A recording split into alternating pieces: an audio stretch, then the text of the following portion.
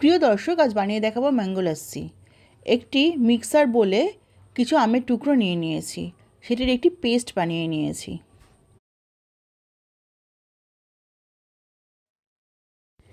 এরপর দুটো serving glass নিয়ে নিয়েছি, তার মধ্যে বেশ অনেকটা করে টক দই দিয়ে দিয়েছি।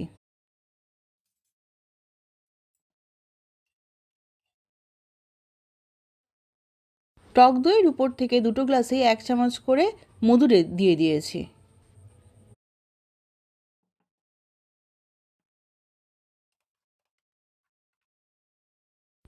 মধুর উপর থেকে আগে থেকে বানিয়ে রাখা ম্যাঙ্গো পাল্প দিয়ে দিয়েছি।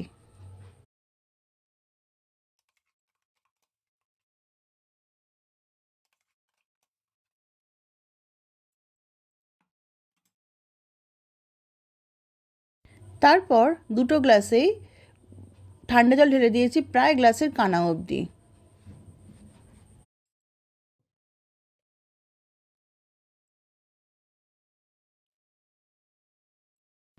এরপর উপর থেকে সামান্য বিট নুন এবং কিছুটা করে গোলমরিচ দিয়ে দিয়েছি এবং একটি চামচের সাহায্যে বেশ ভালো করে পুরো ব্যাপারটা মিক্স করে নিয়েছি। অনেকক্ষণ থেকে নেড়ে নিতে হবে, তাহলে ভালো মিক্সটা হবে।